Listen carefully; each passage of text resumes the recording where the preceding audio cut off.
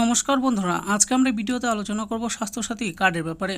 তো বন্ধুরা, এই স্বাস্থ্যসাথী কার্ডের তরফ থেকে একটি নতুন আপডেট সামনে এসেছে, সেই ব্যাপারেই আজকে আমাদের এই ভিডিও। তাহলে আসুন দেখিনি যে নতুন আপডেটটি সামনে এসেছে, সেই আপডেটে কি বলা হয়েছে। দেখুন, এখানে বলা হয়েছে যে স্বাস্থ্যসাথী কার্ড নিয়ে কড়া নির্দেশ মুখ্যমন্ত্রীর, সাধারণ মানুষদের জন্য এই সিদ্ধান্ত। তাহলে আসুন দেখিনি তিনি কী সিদ্ধান্ত নিয়েছেন।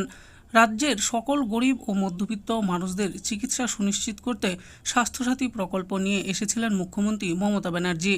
আর সময়ে সময়ে এই প্রকল্প নিয়ে অনেক ধরনের সমস্যা দেখা দিয়েছিল, কিন্তু সেই সকল সমস্যার সমাধানও হয়ে গেছে।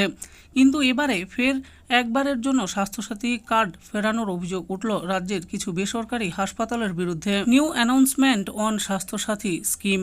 রাজ্যে এখন উত্তপ্ত পরিস্থিতি, জুনিয়র ডাক্তারদের আন্দোলনের চাপে রয়েছে রাজ্য সরকার। ঠিক এই মুহূর্তে মুখ্যমন্ত্রী বেসরকারি হাসপাতালগুলোর উপর কড়া নির্দেশ দিল।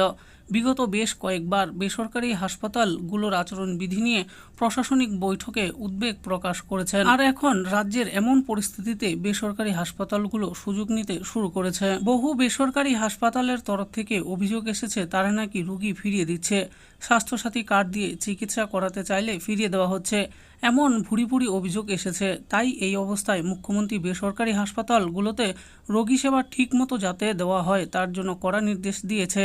গতকাল বুধবার নবান্নে শিল্পপতিদের সাথে বৈঠক ছিল মুখ্যমন্ত্রীর। এই বৈঠক আগেই ঠিক করা হয়েছিল। বৈঠক থেকে মুখ্য সচিব ও রাজ্যের স্বাস্থ্য প্রতিমন্ত্রী চন্দ্রিমা ভট্টাচার্যকে আলাদা করে ডেকে নেয় মুখ্যমন্ত্রী। সেখানে বেসরকারি হাসপাতালের জন্য কি কি নির্দেশ দিতে হবে তা স্পষ্ট করে জানিয়ে দেন তিনি। নবান্ন সূত্রে জানা গিয়েছে, বেসরকারি হাসপাতালের কর্তাদের নবান্নে বৈঠকে ডাকতে পারে মুখ্যমন্ত্রী। 9ই সেপ্টেম্বর সুপ্রিম কোর্টের শুনানির দিন নির্দেশ ছিল জুনিয়র ডাক্তারদের কর্মবিরতি তুলে নেওয়ার জন্য। রাজ্য সরকারও বলেছিল, কিন্তু সেই নির্দেশ মানেনি তারা বর্তমানে স্বাস্থ্য ভবনের সামনে বিক্ষোভে বসেছেন।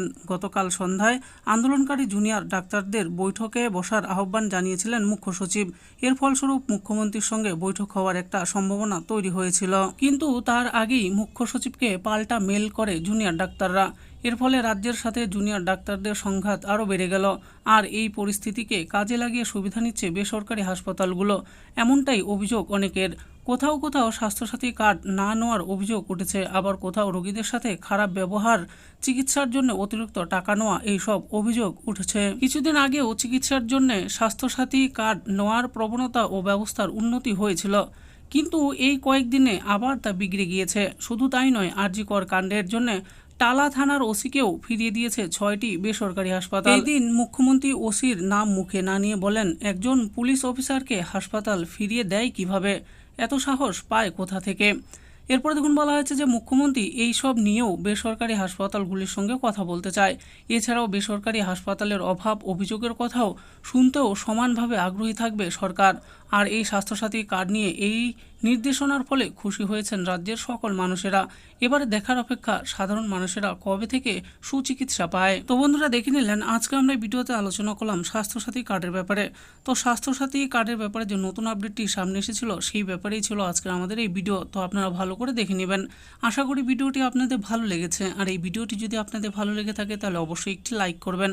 আরও এরকম নিত্য নতুন স্কিম ও আপডেট সম্পর্কে জানার জন্য আমাদের এই চ্যানেল গভর্নমেন্ট স্কিম প্রো চ্যানেলটিকে অবশ্যই সাবস্ক্রাইব করবেন। আর এই ভিডিওটি দেখার জন্য আপনাদের সকলকে অসংখ্য ধন্যবাদ।